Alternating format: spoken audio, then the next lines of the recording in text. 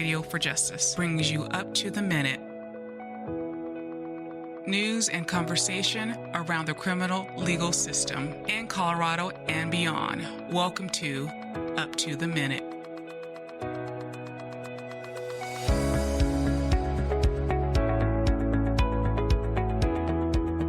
My name is Bob Eisenman. I'm here with Colorado Radio for Justice, and this is Up to the Minute.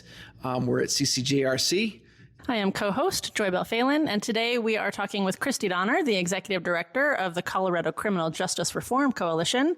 And today we're going to be talking primarily about the $2.8 million that DOC just got. Hey, Christie. Hey, how's it going, guys? Good. How are you? I'm great. Thanks for coming over.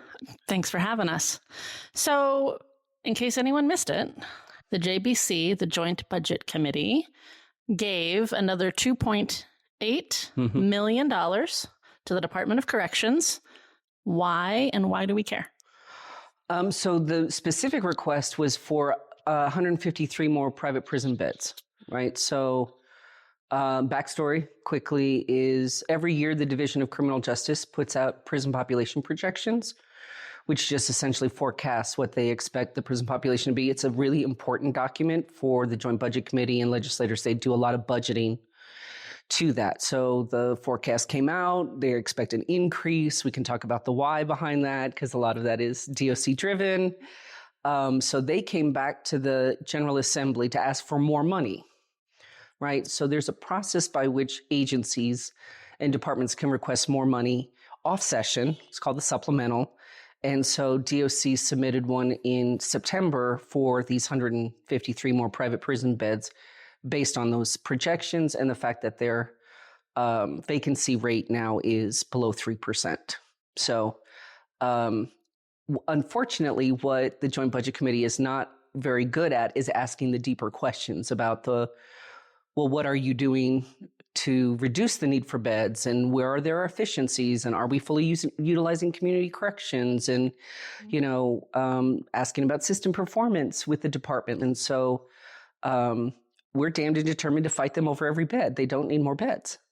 Okay, that's what we're doing, that's right? What we're doing. That's what we're doing. So we can talk more. When does that money's been? I mean, they've asked for it. It's already been.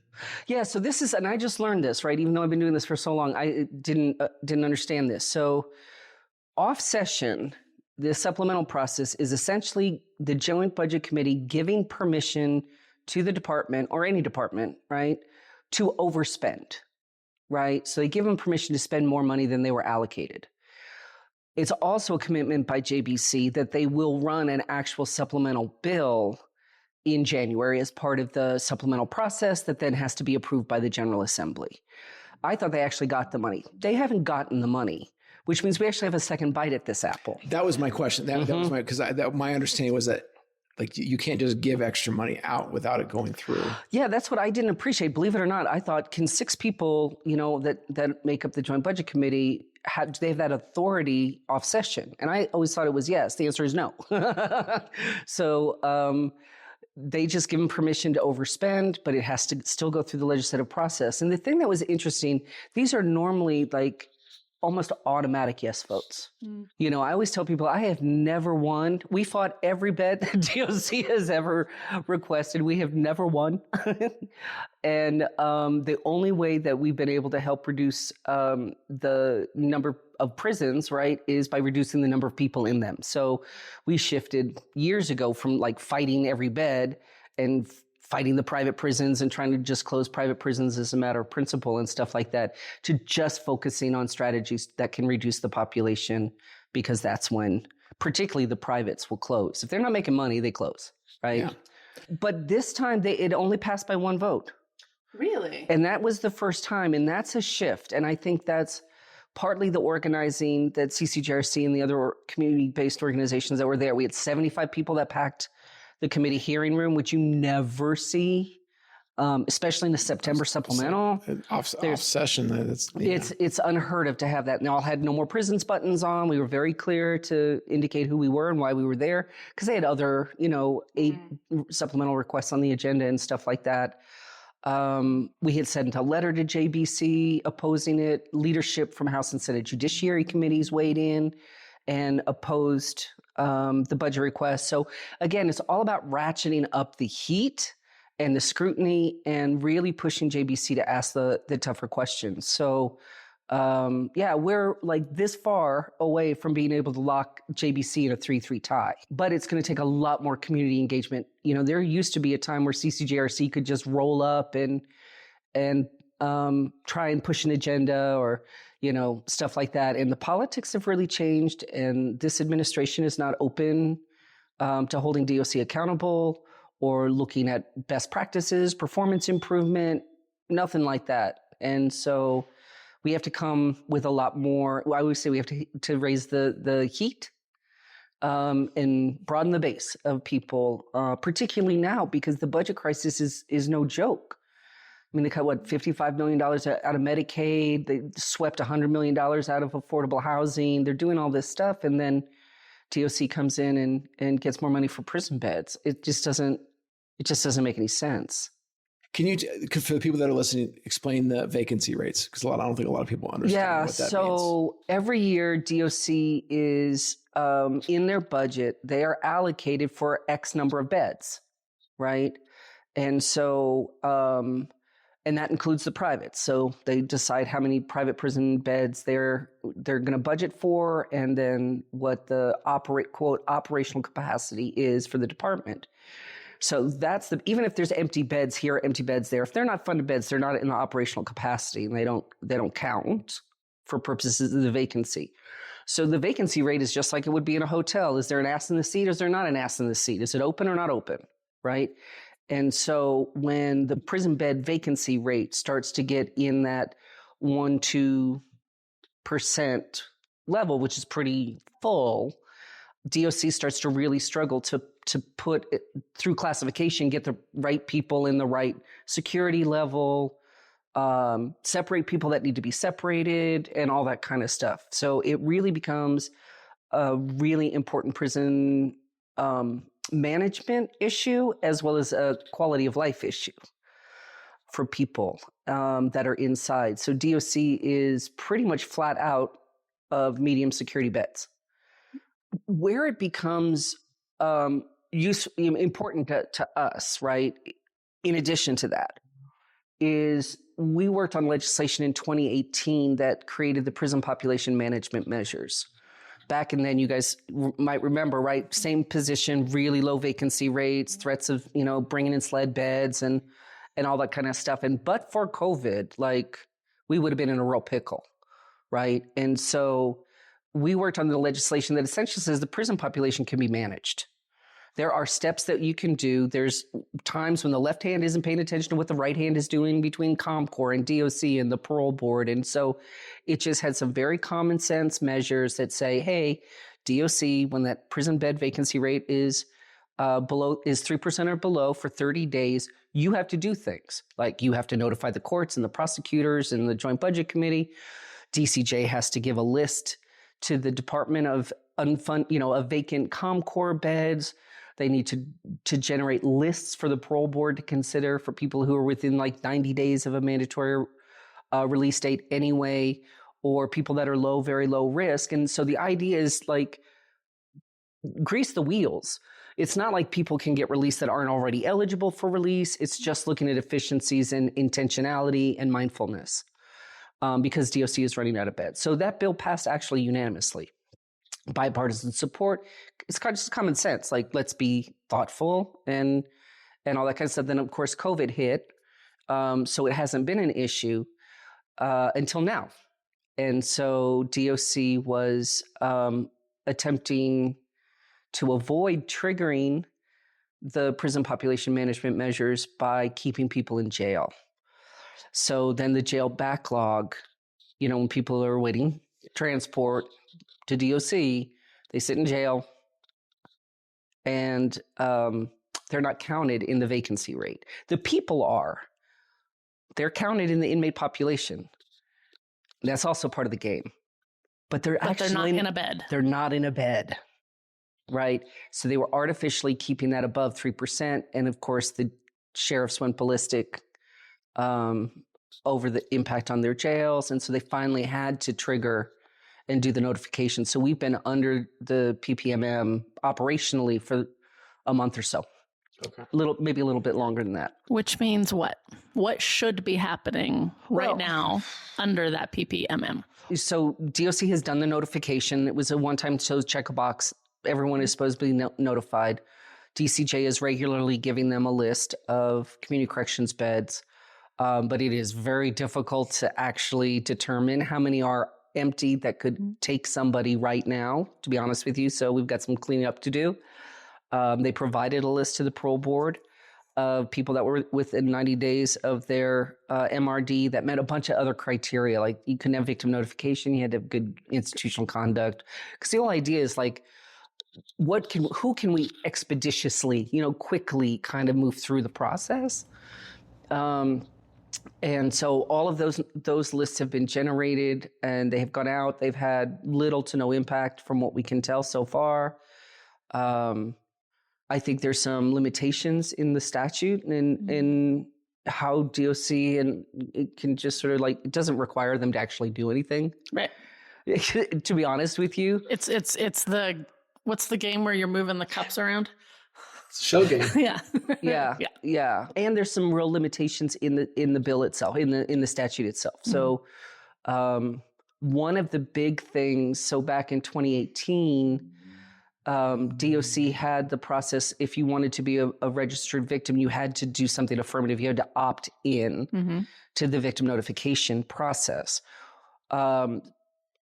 Since the bill passed, the PPMM bill passed, we flipped that notification. So now victims opt out. So they're automatically enrolled. There's a victim in a case, they're automatically enrolled with the DOC for notification purposes under the Victims' Rights Act. Okay. If they don't want to be part of that, then they have to do something to opt out. So essentially, most people now in prison have a registered victim, even if the victim's not necessarily engaged or active or whatever, but it made them ineligible for any of these lists. And so it's not just a matter that we would need to modify it to accommodate for that change in the victim notification. But there's other limitations to it too. It's not as prescriptive as it needs to be. It doesn't tell people what to do as much as it probably should. I talked to DOC about, I've been doing Open and Records Act requests to try to get the data. I want to see the lists. I want it all of this stuff, right? That's going to the parole board.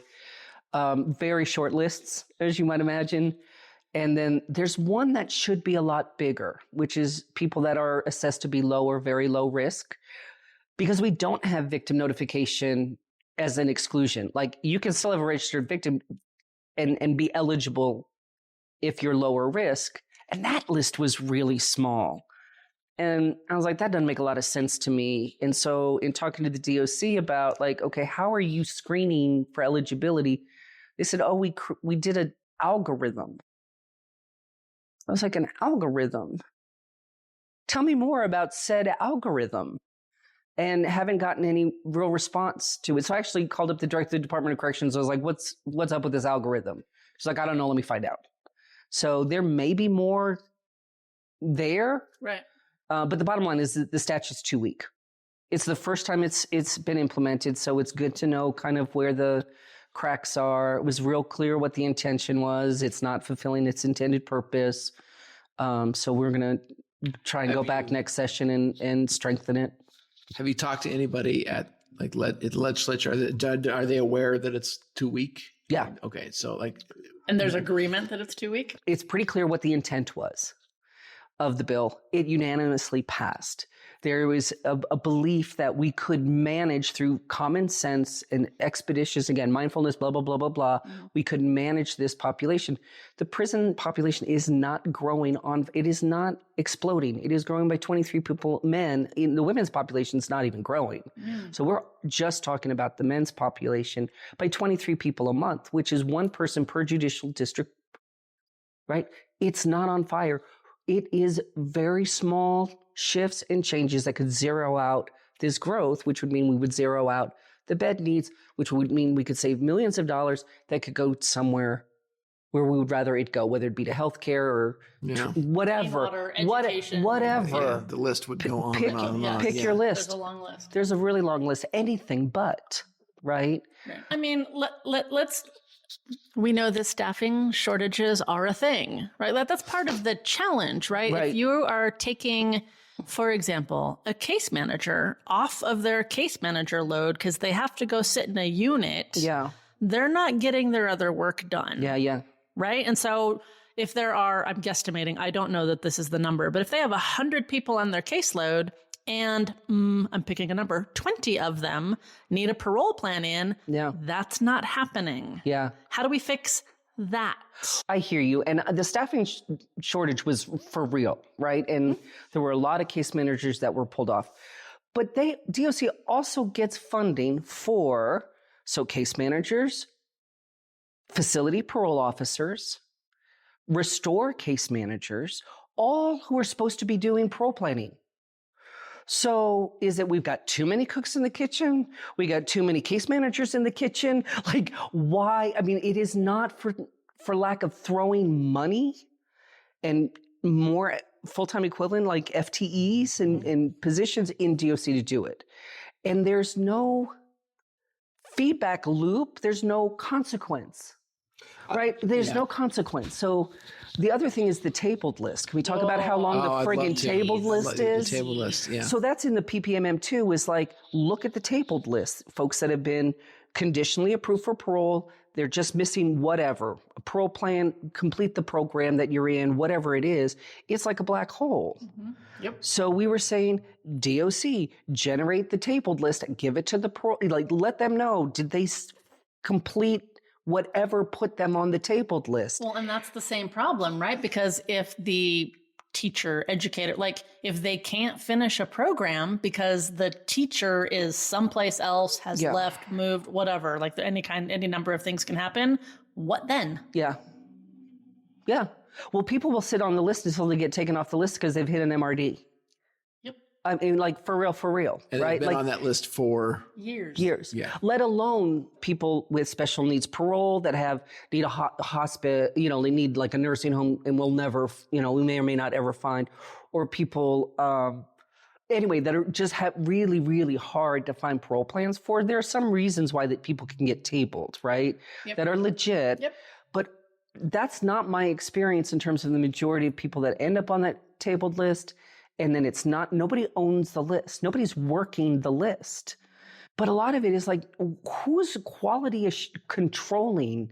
Who's making sure, we have 30 days to submit a revised parole plan? Who's monitoring that? Who's sending out the alert? Hey, you have 10 days, we're expecting, or from the parole board, hey, case manager, you were supposed to give me a parole plan, 10 days ago. I haven't seen it. Get it to me now. Like that's what PPMM was trying to deal with, is those inefficiencies, those dysfunctions, those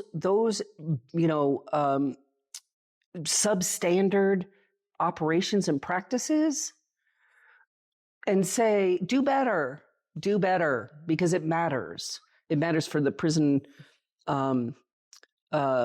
population to manage that, but quality of life for the staff. If you have staff vacancies, that's one way of rebalancing. Right? It isn't always just to throw money to get more staff. It can be reduce the population and you can rebalance. You can rebalance to the beds. There's more tools in the toolkit. And a lot of the legislators don't know how to ask for they don't know. So, which is why this voice is so important and why this program and you guys really coming into the policy space matters so much, so they do understand. What's really happening and what's really going on inside?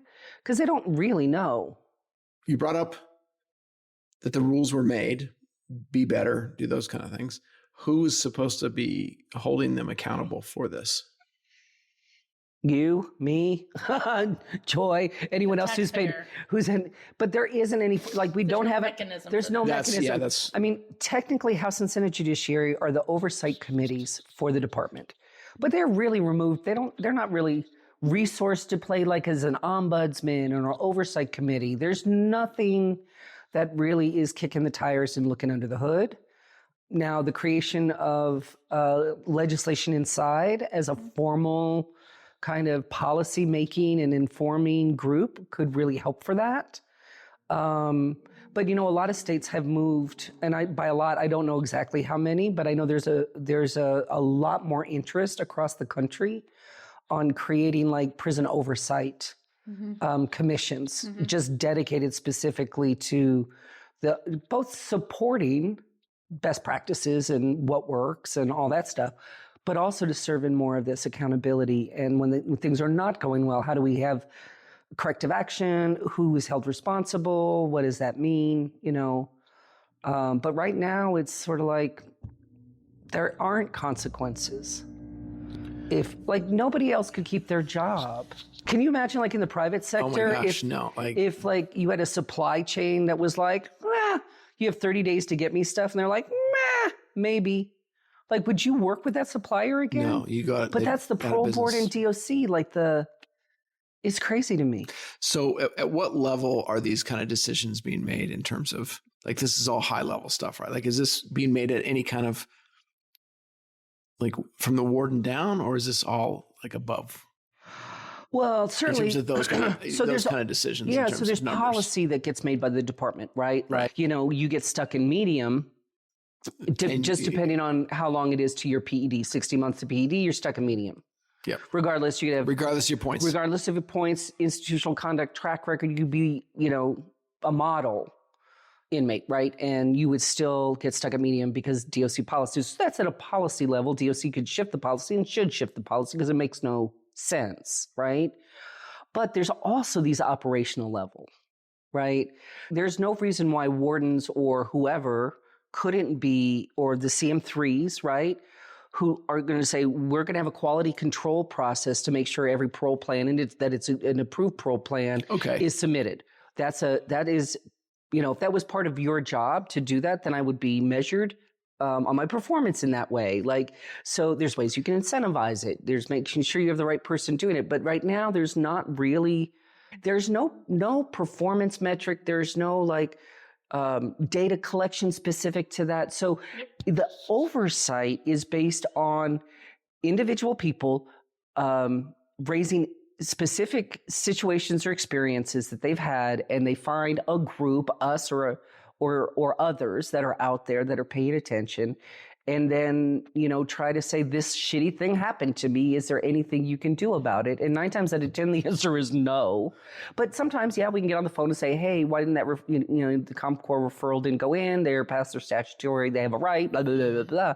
But then you're just like playing whack-a-mole. You're doing this one at a time when really it's a structural issue. Yep. So changes could be made at facility level that could have an impact on these. Absolutely. Which is, that's really kind of cool to think about. I think of it like, I don't know, I've never, obviously run a prison in my life, but sometimes I think like if I was a warden, those would be the types of things that I would think are important in supervising and being responsible for the overall efficiency and quality of the experience for people who are incarcerated and staff in what I'm responsible, my domain, right? So let's talk a little bit about that jail backlog. Yeah. So if I remember correctly, one or several county jails filed a lawsuit that basically, no, not a lawsuit. No, just complained. Okay, just complained. But they were basically saying, we're holding however many people. Mm-hmm. We're not getting paid for these people. It's taking resources out of our county for people that should be sitting in a DOC bed somewhere. Yep. So they were making a case essentially that, hey, they needed these beds to help clear the jail backlog. Mm-hmm. But if the jail backlog is something like 500 people and they're getting 158 some odd beds, like the math is not mathing here for me. So talk us through, like, how does this jail backlog actually impact what's happening here? So you told it perfectly, right? Other than the sheriffs didn't file a lawsuit, they just complained. So like I was saying, the DOC wanted to avoid triggering the prison population management measures, so they had to keep the vacancy rate above 3%. One way to do that is just to not let them come in. And so people got stuck in jail backlog for longer and longer period. It took them longer and longer to bring them in, right? And so that number of people in jail backlog skyrocketed to like over 600 people at one point in time. Some select sheriffs signed a letter complaining to the governor about it, and then DOC started to move some people back in. The vacancy rate dropped below the 3% PPM. But to your point, there's more people in jail backlog than they just got beds for. Now, there are other beds available in DOC. It's not the only beds, right? And again, they are saying by the end of December is when they'll need those additional private beds. But you're right, the math doesn't math. The one thing that was disturbing was that the budget analysts over DOC said DOC could have come in with a much bigger supplemental than the 153, upwards of to the 400 based on projections, right? So which is why we know that come January, they're going to ask for another supplemental. And then we're really talking, there's not a lot of beds that DOC can, quote, bring online. We are fully expecting that they're not done. With this request, there's going to be a bed request in January, and then in their next budget request, which we'll know in November. I would say that'd be the end of the year. The governor's budget for the fiscal 26-27 year comes out November 1, so it's probably going to be in there too. But there are very, very few beds. That's where my question was going. At some point, then are they going to want to build another prison or take over one of these other privates that they pulled out of? And like, are private prisons going anywhere, or are they going to start asking for more prisons?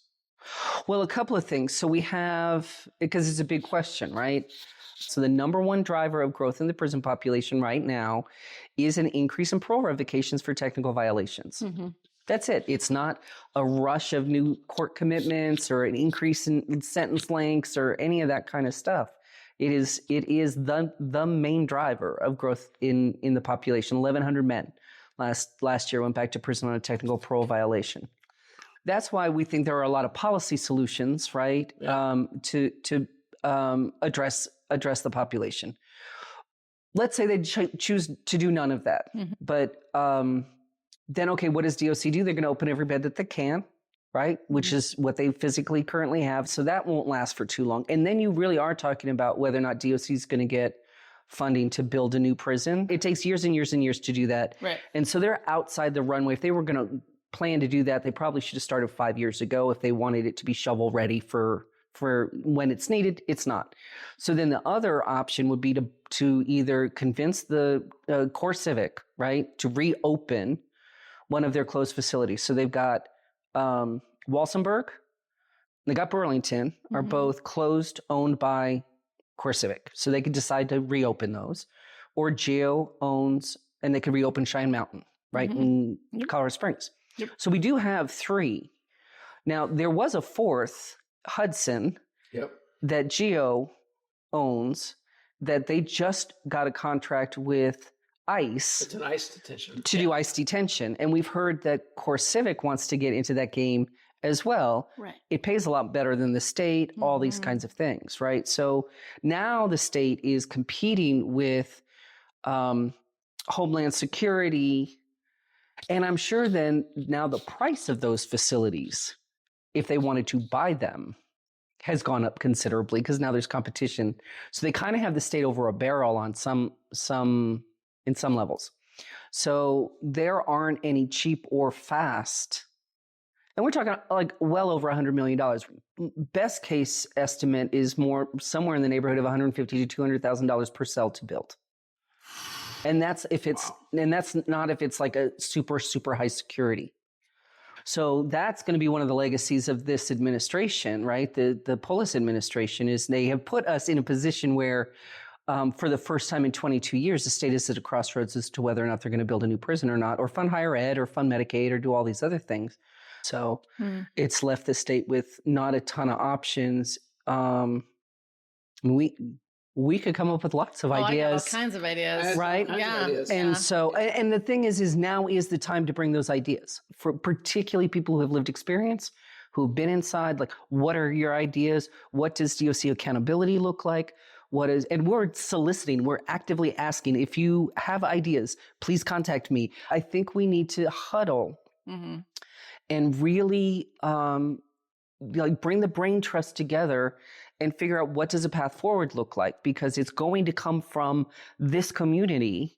I know that Joint Budget Committee and House and Senate Judiciary Committee are looking for answers.